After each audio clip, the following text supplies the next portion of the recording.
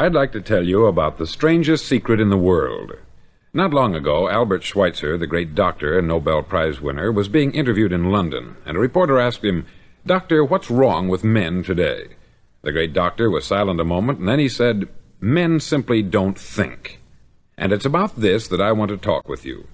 We live today in a golden age. This is an era that man has looked forward, dreamed of, and worked toward for thousands of years.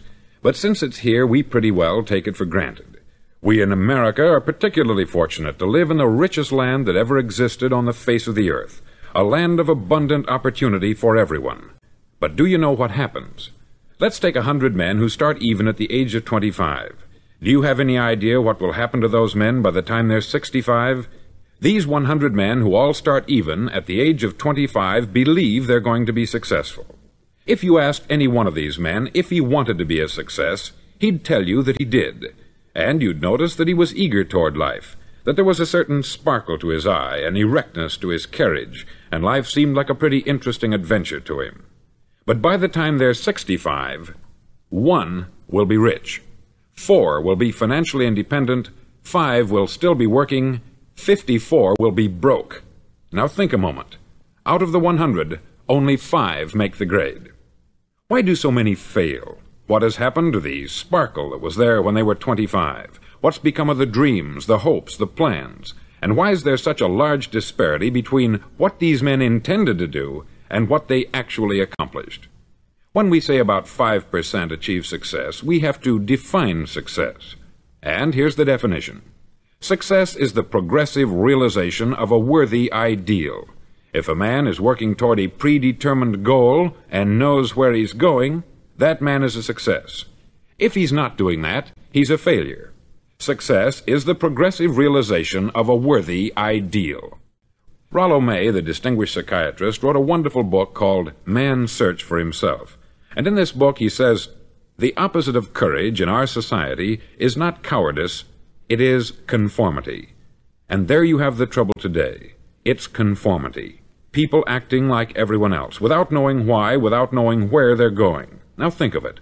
In America right now, there are over 14 million people 65 years of age and over, and about 13 million of these 14 million are broke. They're dependent on someone else for life's necessities. Now, we learn to read by the time we're 7. We learn to make a living by the time we're 25. Usually, by that time, we're not only making a living, we're supporting a family. And yet, by the time we're 65, we haven't learned how to become financially independent in the richest land that has ever been known. Why? We conform. And the trouble is that we're acting like the wrong percentage group, the 95% who don't succeed. Now, why do these people conform? Well, they don't know, really. These people believe that their lives are shaped by circumstances, by things that happen to them, by exterior forces. They're outer-directed people. A survey was made one time that covered a lot of men, working men, and these men were asked this question. Why do you work? Why do you get up in the morning? 19 out of 20 had no idea. If you ask them, they'll say, everyone goes to work in the morning. And that's the reason they do it, because everyone else is doing it. Now let's get back to our definition of success. Who succeeds? The only man who succeeds is the man who is progressively realizing a worthy ideal. He's the man who says, I'm going to become this, and then begins to work toward that goal. I'll tell you who the successful people are. A success is the school teacher who's teaching school because that's what she wanted to do. The success is the woman who's a wife and mother because she wanted to become a wife and mother and is doing a good job of it.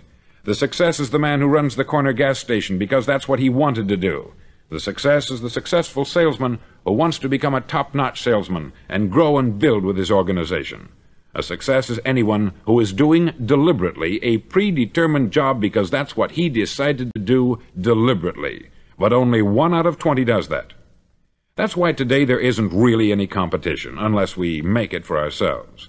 Instead of competing, all we have to do is create. Now, for 20 years, I looked for the key which would determine what would happen to a human being. Was there a key, I wanted to know, which would make the future a promise that we could foretell to a large extent? Was there a key that would guarantee a person's becoming successful if he only knew about it and knew how to use it? Well, there is such a key, and I've found it. Have you ever wondered why so many men work so hard and honestly without ever achieving anything in particular, and others don't seem to work hard and yet seem to get everything? They have the magic touch. You've heard them say that about someone. Everything he touches turns to gold. And have you ever noticed that a man who becomes successful tends to continue to become successful, and on the other hand, have you noticed how a man who is a failure tends to continue to fail? It's because of goals. Some of us have them, some don't. People with goals succeed because they know where they're going. Now think of a ship leaving a harbor, and think of it with the complete voyage mapped out and planned. The captain and crew know exactly where it's going and how long it will take. It has a definite goal. 9,999 times out of 10,000 it will get to where it started out to get. Now let's take another ship, just like the first, only let's not put a crew on it, or a captain at the helm. Let's give it no aiming point, no goal, no destination. We just start the engines and let it go. I think you'll agree with me that if it gets out of the harbor at all, it will either sink or wind up on some deserted beach a derelict. It can't go any place because it has no destination and no guidance. It's the same with a human being. Take the salesman, for example. There is no other person in the world today with the future of a good salesman. Selling is the world's highest paid profession, if we're good at it, and if we know where we're going. Every company needs top-notch salesmen, and they reward those men. The sky is the limit for them. But how many can you find? Someone once said, the human race is fixed, not to prevent the strong from winning, but to prevent the weak from losing. The American economy today can be likened to a convoy in time of war. The entire economy is slowed down to protect its weakest link, just as the convoy had to go at the speed that would permit its slowest vessel to remain in formation. That's why it's so easy to make a living today. It takes no particular brains or talent to make a living and support a family today. So we have a plateau of so-called security, if that's what a person's looking for. But we do have to decide how high above this plateau we want to aim for. Now let's get back to the strangest secret in the world, the story that I wanted to tell you today. Why do men with goals succeed in life, and men without them fail? Well, let me tell you something which, if you really understand it, will alter your life immediately. If you understand completely what I'm going to tell you from this moment on, your life will never be the same again. You'll suddenly find that good luck just seems to be attracted to you. The things you want just seem to fall in line. And from now on, you won't have the problems, the worries, the gnawing lump of anxiety that perhaps you've experienced before. Doubt, fear, well, they'll be things of the past. Here's the key to success, and the key to failure. We become what we think about. Now let me say that again. We become what we think about. Throughout all history, the great wise men and teachers, philosophers and prophets have disagreed with one another on many different things. It is only on this one point that they are in complete and unanimous agreement. Listen to what Marcus Aurelius, the great Roman emperor, said. He said, "A man's life is what his thoughts make of it." Disraeli said this, "Everything comes if a man will only wait. I have brought myself by long meditation to the conviction that a human being with a settled purpose must accomplish it, and that nothing can resist a will that will stake even existence for its fulfillment." Ralph Waldo Emerson said this, "A man is what he thinks about all day long." William James said, "The greatest discovery of my generation is that human beings can alter their lives by altering their attitudes of mind." And he also said, "We need only in cold blood act as if the thing in question were real, and it will become infallibly real by growing into such a connection with our life that it will become real.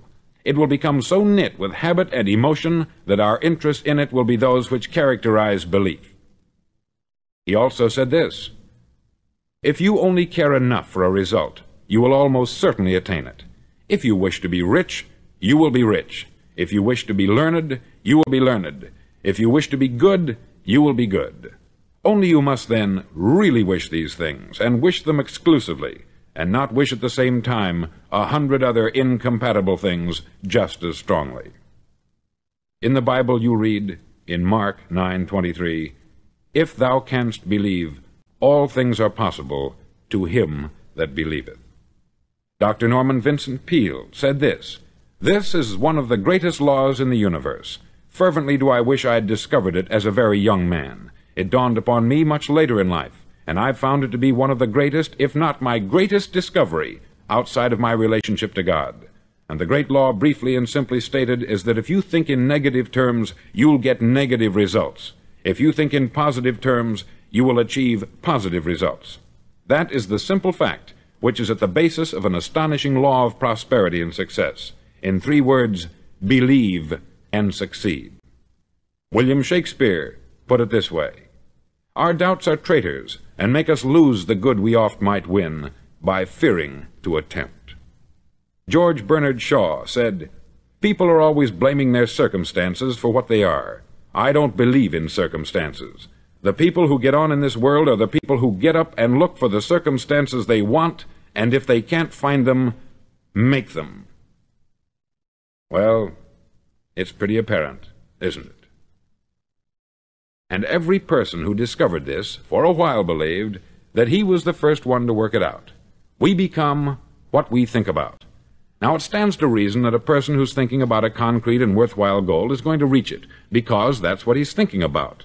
And we become what we think about. Conversely, the man who has no goal, who doesn't know where he's going, and whose thoughts must therefore be thoughts of confusion and anxiety and fear and worry, becomes what he thinks about. His life becomes one of frustration, fear, anxiety, and worry. And if he thinks about nothing, he becomes nothing. Now, how does it work? Why do we become what we think about? Well, I'll tell you how it works as far as we know. Now, to do this, I want to tell you about a situation that parallels the human mind. Suppose a farmer has some land, and it's good, fertile land. Now, the land gives the farmer a choice. He may plant in that land whatever he chooses. The land doesn't care. It's up to the farmer to make the decision. Now, remember, we're comparing the human mind with the land, because the mind, like the land, doesn't care what you plant in it. It will return what you plant, but it doesn't care what you plant. Now, let's say that the farmer has 2 seeds in his hand. One is a seed of corn, the other is nightshade, a deadly poison. He digs 2 little holes in the earth, and he plants both seeds, one corn, the other nightshade. He covers up the holes, waters, and takes care of the land, and what will happen? Invariably, the land will return what is planted. As it's written in the Bible, "As ye sow, so shall ye reap." Remember, the land doesn't care. It will return poison in just as wonderful abundance as it will corn. So up come the 2 plants, one corn, one poison. Now, the human mind is far more fertile, far more incredible and mysterious than the land, but it works the same way. It doesn't care what we plant. Success, failure. A concrete, worthwhile goal, or confusion, misunderstanding, fear, anxiety, and so on. But what we plant, it will return to us. You see, the human mind is the last great unexplored continent on the earth. It contains riches beyond our wildest dreams. It will return anything we want to plant. Now, you might say, well, if that's true, why don't people use their minds more? Well, I think they've figured out an answer to that, too. Our mind comes as standard equipment at birth. It's free, and things that are given to us for nothing we place little value on. Things that we pay money for, we value. The paradox is that exactly the reverse is true. Everything that's really worthwhile in life came to us free. Our mind, our soul, our body, our hopes, our dreams, our ambitions, our intelligence, our love of family and children and friends. All these priceless possessions are free, but the things that cost us money are actually very cheap and can be replaced at any time. A good man can be completely wiped out and make another fortune. He can do that several times. Even if our home burns down, we can rebuild it, but the things we got for nothing, we can never replace. The human mind isn't used merely because we take it for granted. Familiarity breeds contempt. It can do any kind of job we assign to it, but generally speaking, we use it for little jobs instead of big important ones. Universities have proved that most of us are operating on about 10% of our abilities. Decide now, what is it you want? Plant your goal in your mind. It's the most important decision you'll ever make in your entire life. Do you want to be an outstanding salesman, a better worker at your particular job? Do you want to go places in your company, in your community? All you've got to do is plant that seed in your mind. Care for it. Work steadily toward your goal, and it will become a reality. It not only will, there's no way that it cannot. You see, that is a law, like the laws of Sir Isaac Newton, the laws of gravity. If you get on top of a building and jump off, you'll always go down. You'll never go up. And it's the same with all the other laws of nature. They always work. They're inflexible. Think about your goal in a relaxed, positive way. Picture yourself in your mind's eye as having already achieved this goal. See yourself doing the things you will be doing when you've reached your goal. Ours has been called the phenobarbital age, the age of ulcers and nervous breakdowns. At a time when medical research has raised us to a new plateau of good health and longevity, far too many of us worry ourselves into an early grave trying to cope with things in our own little personal ways, without learning a few great laws that will take care of everything for us. These things we bring on ourselves through our habitual way of thinking. Every one of us is the sum total of his own thoughts. He is where he is because that is exactly where he really wants to be, whether he'll admit that or not. Each of us must live off the fruit of his thoughts in the future, because what you think today and tomorrow, next month and next year, will mold your life and determine your future. You're guided by your mind. I remember one time I was driving through Arizona, and I saw one of those giant earth-moving machines roaring along the road at about 35 miles an hour with what looked like 20 tons of dirt in it, a tremendous, incredible machine, and there was a little man perched way up on top with the wheel in his hands guiding it. And as I drove along, I was struck by the similarity of that machine to the human mind. Just suppose you're sitting at the controls of such a vast source of energy. Are you going to sit back and fold your arms and let it run itself into a ditch? Or are you going to keep both hands firmly on the wheel and control and direct this power to a specific, worthwhile purpose? It's up to you. You're in the driver's seat. You see, the very law that gives us success is a two-edged sword. We must control our thinking. The same rule that can lead a man to a life of success, wealth, happiness, and all the things he's ever dreamed of for himself and his family, that very same law can lead him into the gutter. It's all in how he uses it, for good or for bad. This is the strangest secret in the world. Now, why do I say it's strange, and why do I call it a secret? Actually, it isn't a secret at all. It was first promulgated by some of the earliest wise men, and it appears again and again throughout the Bible. But very few people have learned it, understand it. That's why it's strange, and why, for some equally strange reason, it virtually remains a secret. I believe that you could go out and walk down the main street of your town and ask one man after another what the secret of success is, and you probably wouldn't run into one man in a month who could tell you. Now, this information is enormously valuable to us, if we really understand it and apply it. It's valuable to us not only for our own lives, but the lives of those around us, our family, employees, associates, and friends. Life should be an exciting adventure. It should never be a bore.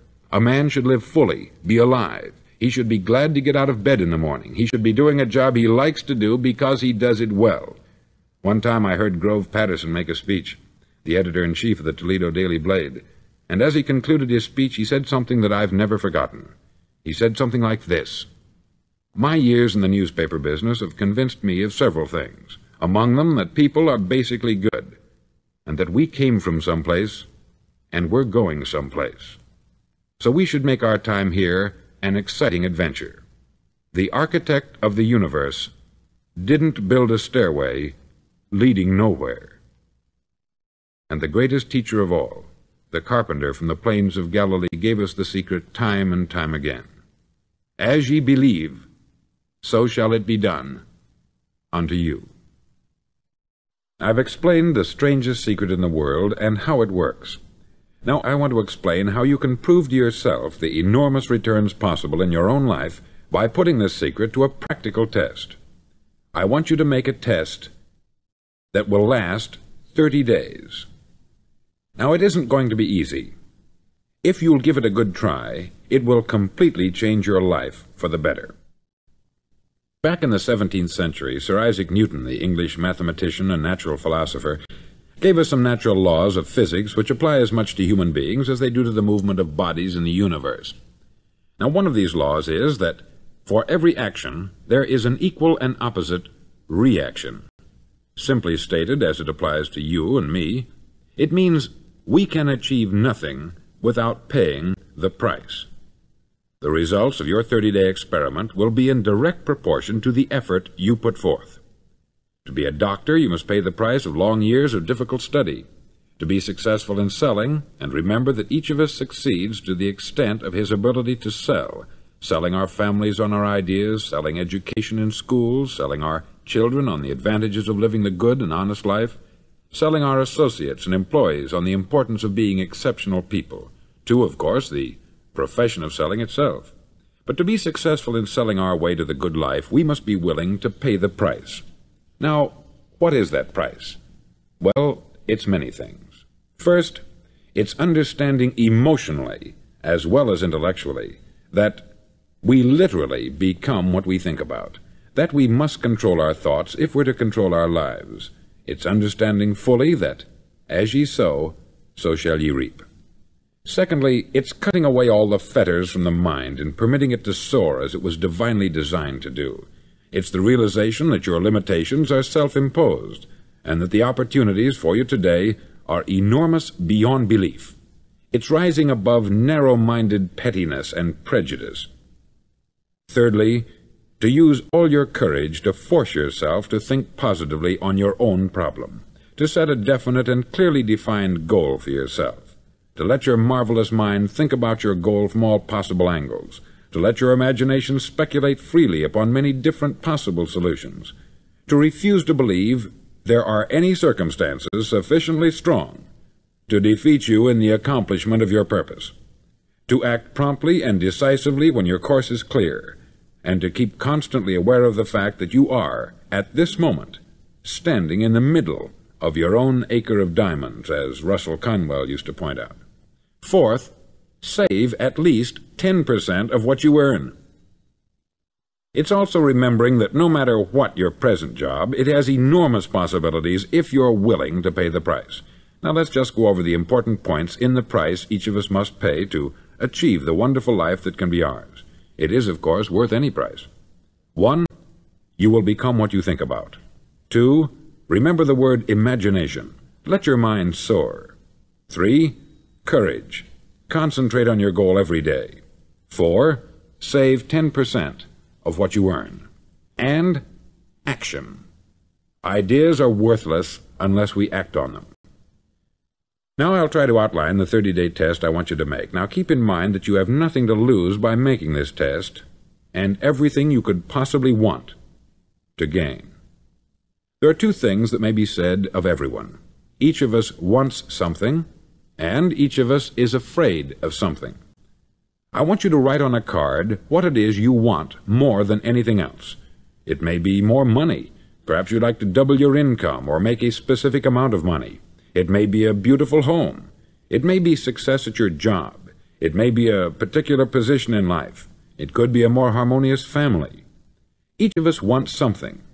Write down on your card specifically what it is that you want. Make sure it's a single goal and clearly defined.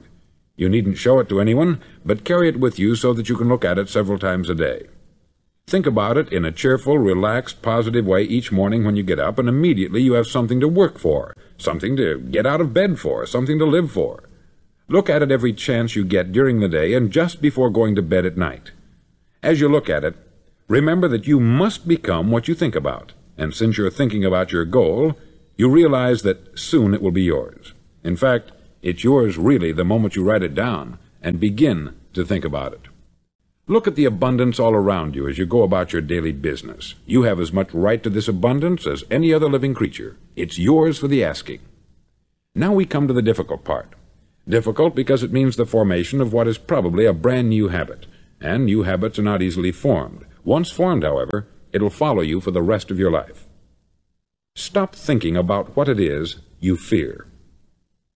Each time a fearful or negative thought comes into your consciousness, replace it with a mental picture of your positive and worthwhile goal. There will come times when you will feel like giving up. It's easier for a human being to think negatively than positively. That's why only 5% is successful. You must begin now to place yourself in that group. For 30 days you must take control of your mind. It will think only about what you permit it to think. Each day for this 30-day test, do more than you have to do. In addition to maintaining a cheerful, positive outlook, give of yourself more than you've ever done before. Do this knowing that your returns in life must be in direct proportion to what you give. The moment you decide on a goal to work toward, you're immediately a successful person. You're then in that rare and successful category of people who know where they're going. Out of every 100 people, you belong to the top 5. Don't concern yourself too much with how you're going to achieve your goal. Leave that completely to a power greater than yourself. All you have to do is know where you're going.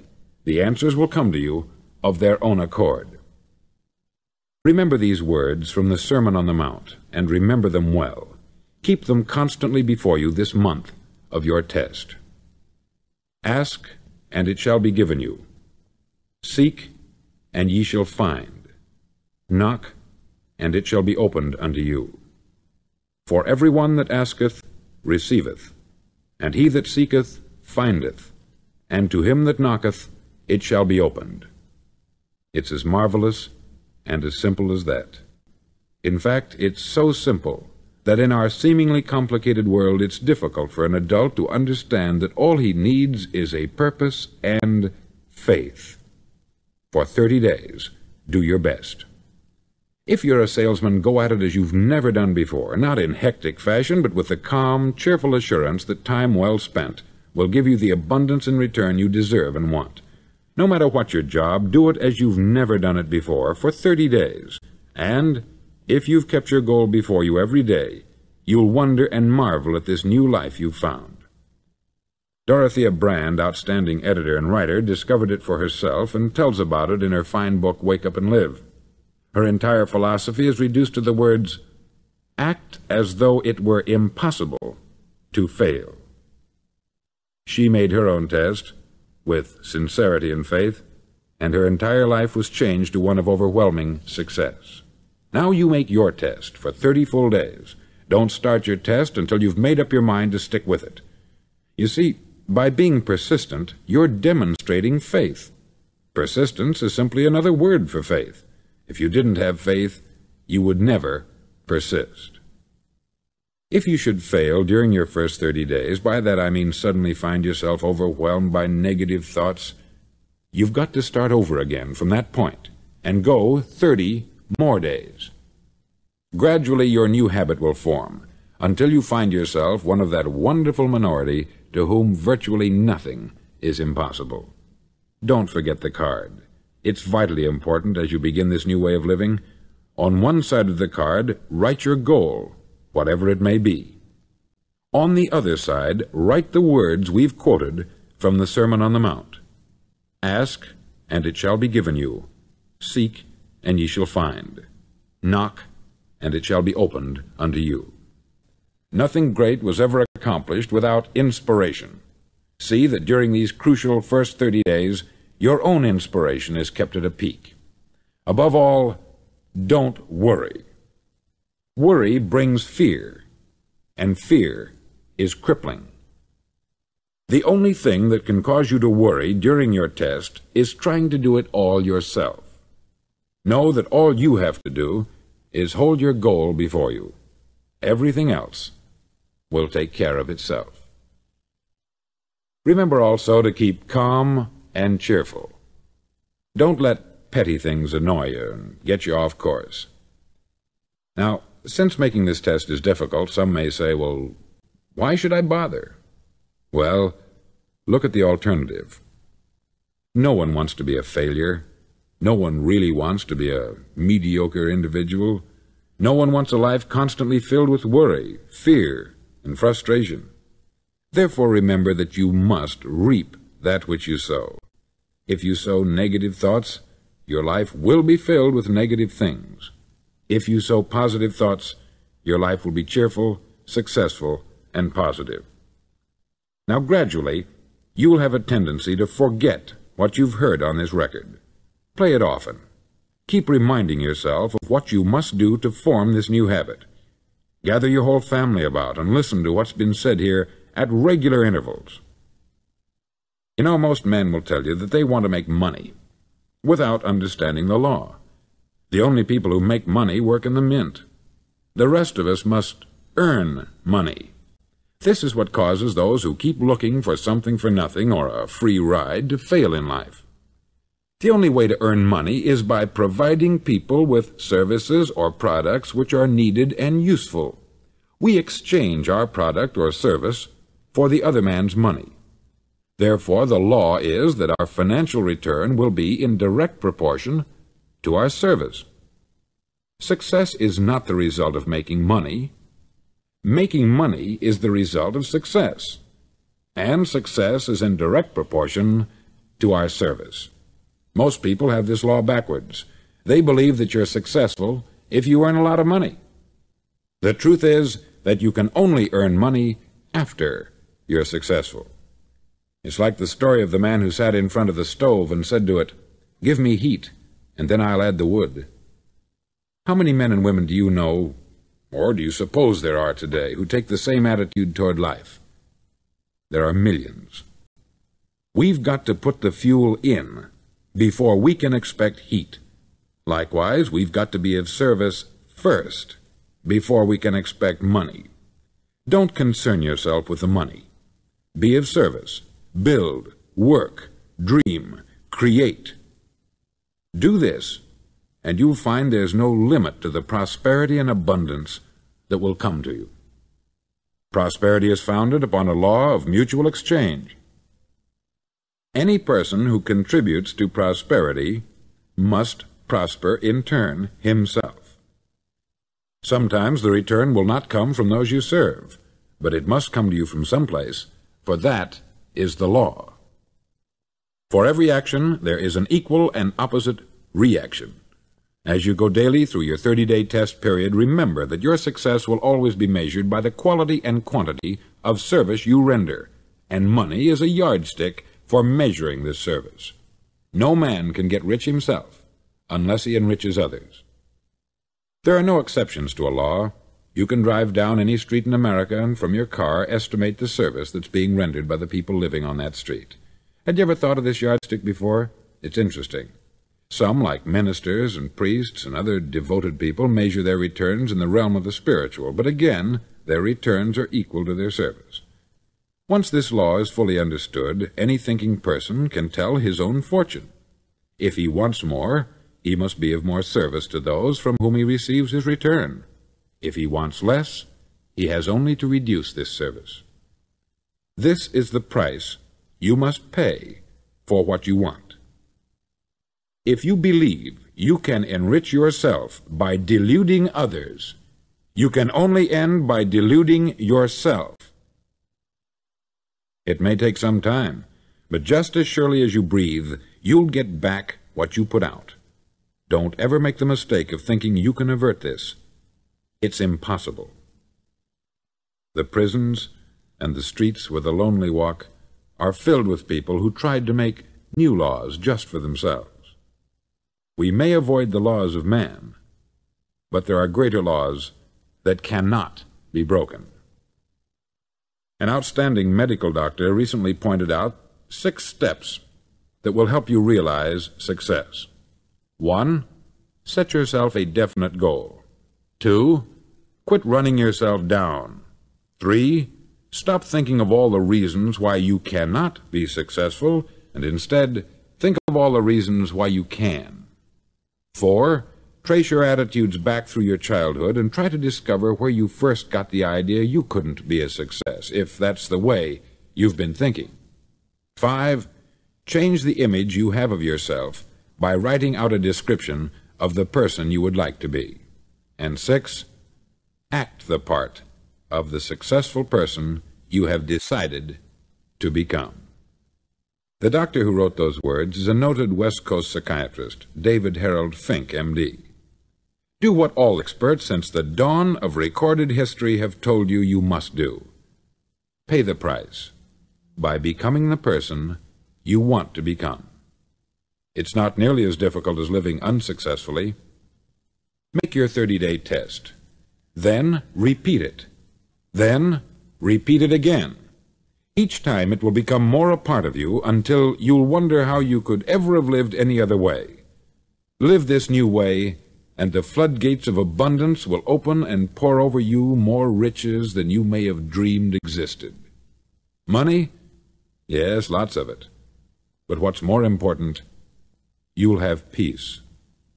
You'll be in that wonderful minority who lead calm, cheerful, successful lives.